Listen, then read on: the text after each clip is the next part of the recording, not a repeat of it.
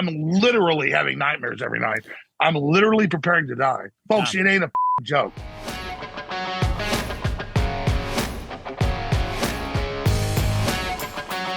I thought it was AI at first. I thought this is someone's pulling a prank on people. I was like, someone is doing a very intricate, coordinated prank, because AI is that good. They could make that up.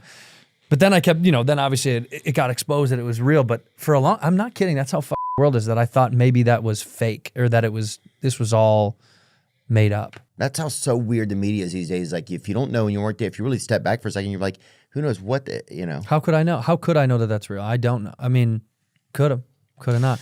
Took the hit though. Oh, it was crazy, dude. Yeah. That image, him yelling, fight. Yeah, fight. Whew. My God, dude. I didn't know. Put that on the American flag. Yeah. Put that right where the stars are. That's the wildest thing I think I've ever seen, is a guy gets shot and then champions like a guy who tore his ACL on the field, like, and is doing that on the way out. Yeah.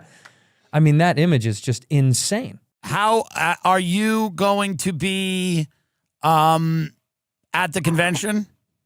Tim, I'll be completely honest with you. I'm sitting here believing we're about to have a nuclear war.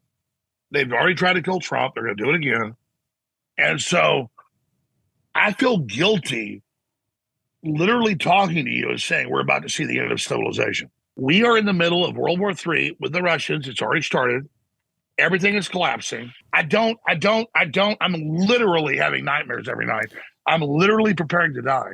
And I'm sitting there watching everybody going playing golf and watching Netflix, thinking it's all a joke. Folks, it ain't a joke, okay? Right. And all I'm telling people is that I know how things work. This is what I do.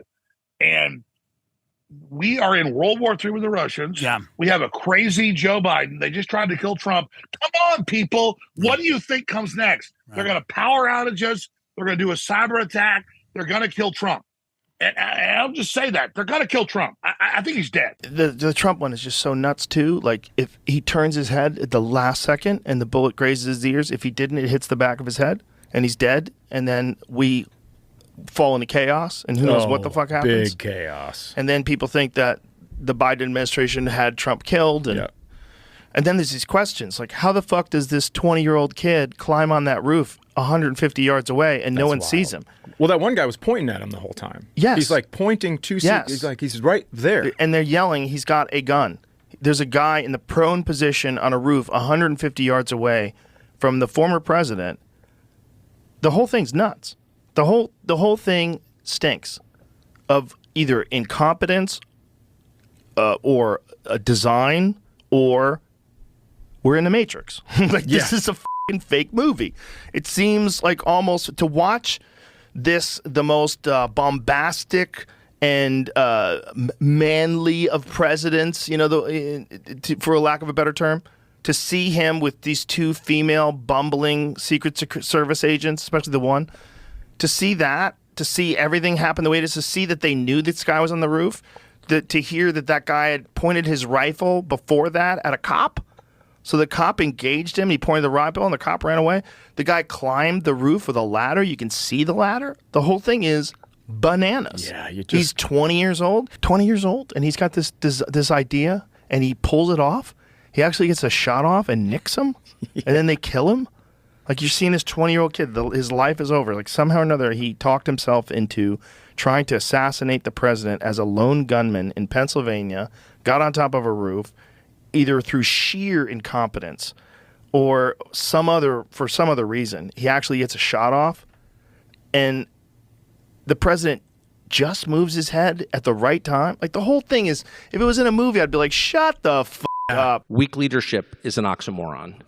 And with weak leaders, a nation dies, a family dies, a weak father will destroy a family. A weak officer will get his men killed, and a weak president will wreck his country. And that's exactly what we've seen. I mean, Biden's core problem is weakness. And what Trump displayed on Saturday was strength of the most basic kind that is absolutely impossible to fake. You can think whatever you want about Trump or whatever you've heard about Trump. You watch that tape, the guy is shot in the face and is bleeding, and forces the Secret Service to allow him to stand up and faces the crowd. I mean, all men, when they're boys, tell themselves, well, something happened, I would jump right in and, you know what I mean? Like, I'd stop the shooter. But you don't know that, actually, because you're not faced with it. I mean, very few people are tested in the way Trump was tested on Saturday. And not only did he pass, he got the highest score ever recorded. And so you can't look at that. And it's not fakeable. That's just real. It's undeniably real. No one staged that. And so anyone who looks at that video, I think, comes away thinking that person has to lead the country because the option is more destruction. That's what I think. Just watch the video.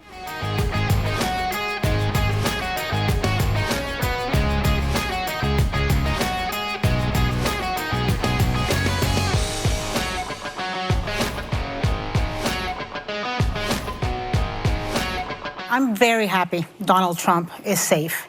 Full stop, period. And I condemn all forms of political violence.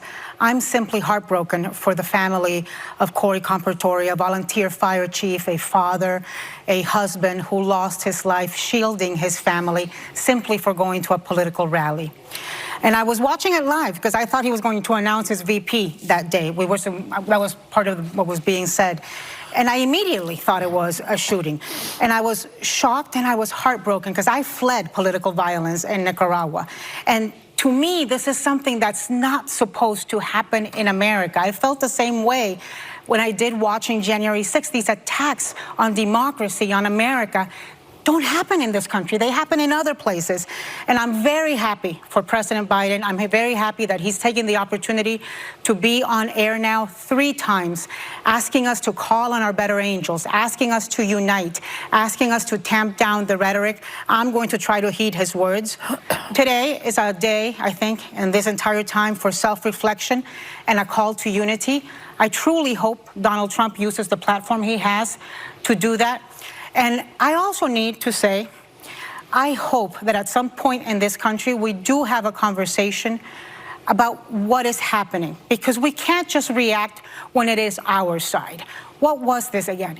It was, a 20-year-old lone wolf, white, whack job with easy access to a gun. And we have to have a conversation about that, because it wasn't a drag queen, it wasn't an immigrant, it wasn't a pissed off liberal woman.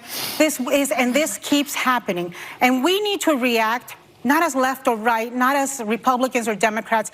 We need to react as Americans. All right. And we need to ask better.